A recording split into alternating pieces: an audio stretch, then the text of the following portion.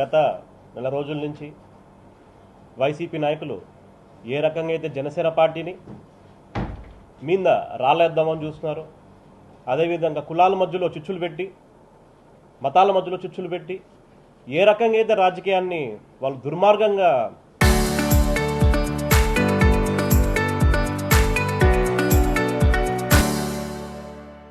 రాళ్ళు వేస్తున్నారో జనసేన పార్టీ పైన మనం అందరం చూస్తున్నాం. అందులో భాగంగా మొన్న అయితే కాపు నాయకులు, వైసీపీలో ఉన్న కాపు నాయకులు అందరూ, పేర్ని నాని గారు అయితేనే కానీ, అమ్మటి రాంబాబు గారు అయితేనే కానీ, వీళ్ళందరూ కూడా ఏ రకంగా జనసేన పార్టీని కిందికి లాగదామని చూస్తున్నారో మనం అందరం చూసిన విషయం. అందులో భాగంగా ముఖ్యంగా ఈరోజు ఈ ప్రెస్ మీట్ ఎందుకంటే అనంతపురం జిల్లా జనసేన పార్టీ తరపు నుంచి ఈ ప్రెస్ మీట్ ఈరోజు పెట్టడం జరుగుతుంది. ఎందుకంటే ఈ మధ్య వైసీపీలో తీర్థం తీసుకున్న సాకే శైలజనాథ్ గారు ఐడెంటిటీ క్రైసిస్తో బాధపడుతూ ఎవరు ఆయన్ని పట్టించుకోవడం లేదనే విధంగా ఉంటుంటే, ఏదో రకంగా పవన్ కళ్యాణ్ గారి గురించి మాట్లాడితే ఆయన ఏదో పట్టించుకుంటారు, నాలుగుసారి ఏమో చూస్తారేమో అని చెప్పేసి ఆయన మొన్న ప్రెస్ మీట్ పెట్టి ఏది పడితే అది విమర్శలు ఇచ్చారు పవన్ కళ్యాణ్ గారి పైన. వైసీపీ నాయకులు అందరూ ఎలా తయారయ్యారంటే కళ్ళున్న కబోదుల్లాగా, చోలున్న చోటోల్లాగా వైసీపీ నాయకులు అందరూ ఉంటే, అదే దిగజారి ఈ శైలజనాథ్ గారు కూడా వాళ్ళ గుంపులో చేరి అనేక విమర్శలు ఇస్తున్నారు. కెమెరా ముందు వచ్చేదంటే మాట్లాడుకుంటూ పవన్ కళ్యాణ్ గారిలో వేరియేషన్స్ ఉన్నాయని చెప్పి కమెంట్ చేస్తున్నారు.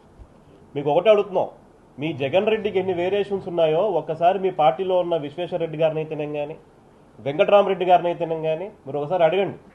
మీ పార్టీ మనుషులే చెప్తుంటారు, మా నాయకుడు ఆత్మలతో మాట్లాడుకుంటూ తిరిగేంత వేరియేషన్లు ఒక సైకో అని చెప్పేసి మనందరూ తెలిసిన విషయమే.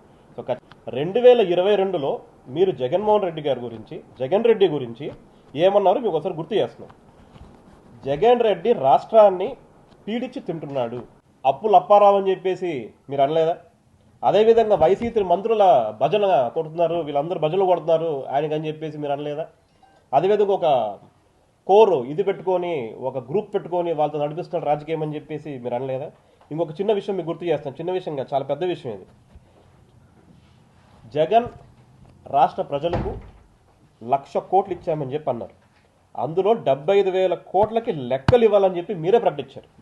ఇప్పుడు మీరు వైసీపీ పార్టీలో ఉన్నారు కాబట్టి మీ నాయకుడితో కూర్చొని ఆయన ఎప్పుడైనా మీకు టైం ఇస్తే ఒక కాఫీకో టీకో ఇస్తే కూర్చొని ఆ లెక్కలన్నీ కూడా తీసుకొని ప్రజలకి ఈరోజు ముందుకు రాండి. మరి మీరు వైసీపీ పార్టీలో ఉన్నారు కాబట్టి వచ్చి ప్రజలందరూ కూడా ఆ లెక్కలు చెప్పాల్సిందిగా మీకు కోరుకుంటున్నారు.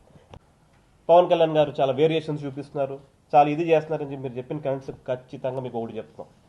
అనంతపురం జిల్లా వైసీపీ నాయకులందరూ కూడా ఒకటే చెప్తున్నాం, ఎవరైతే గూండాయిజం చేసుకుంటూ, రౌడీయిజం చేసుకుంటూ అనవసరంగా మీరు పవన్ కళ్యాణ్ గారి గురించి మాట్లాడితే, మీరు ఏ స్థాయిలో వస్తే మామూలు స్థాయిలో వస్తాం, గట్టిగా వస్తాం, మీ తాట తీసుకొస్తామని చెప్పేసి కూడా వైసీపీ నాయకులు ప్రతి ఒక్కరు చెప్తున్నాం. మా నాయకుడు జోలికి వస్తే మీరు అందరూ, ఎందుకంటే నోరు అదుపులో పెట్టుకొని మాట్లాడాలా.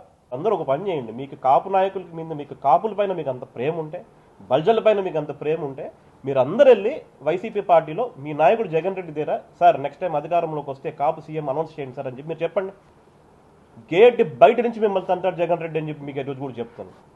అనంతపురం జిల్లా వైసీపీ నాయకులు అందరికీ కూడా మీరు కొంచెం పవన్ కళ్యాణ్ గారి మీద శ్రద్ధ దాటించి ఏమన్నా పాలసీల గురించి మాట్లాడండి. ఖచ్చితంగా ముందుకు వచ్చి మేము చెప్తాం, సమాధానం ఇస్తాం. దాని గురించి కూడా మంచి పరిపాలన నడుస్తుంది.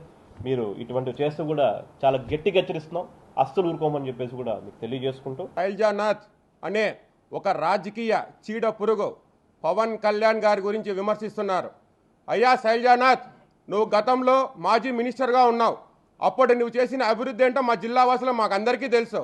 నువ్వు గెస్ట్ హౌస్లో ఏమేమి రాసలీలలు చేసావు, ఎవరెవరితో కులికావు, ఎవరెవరిని చంపావు, వాళ్ళని ఎలా మభ్యపెట్టావో ప్రతి ఒక్కరికి తెలుసు. దాన్ని తెలుసుకొనే ఈరోజు ప్రజలు నిన్ను డిపాజిట్లు రాకోకుండా చేస్తున్నారు. అంతేకాకుండా వైఎస్ఆర్సీపీలో ఉన్న ప్రతి ఒక్క పనికిమాలిన నాయకుడికి పవన్ కళ్యాణ్ గారి గురించి మాట్లాడుతున్నారు. వాళ్ళకు ఒకటే హెచ్చరిస్తున్నాం, మీకు దమ్ము ధైర్యం సవాల్ ఇస్తున్నా. వైఎస్ఆర్సీపీ గవర్నమెంట్లో పంచాయతీరాజ్ మినిస్టర్ ఎవరో కూడా తెలియదు ఈ రాష్ట్ర ప్రజలకి. ఈరోజు కళ్యాణ్ గారు పంచాయతీ శాఖ మినిస్టర్ తీసుకున్న తర్వాత కేవలం 2 సంవత్సరాల్లోనే 16 జాతీయ అవార్డులు దక్కించుకున్న ఘనత పవన్ కళ్యాణ్ గారిది.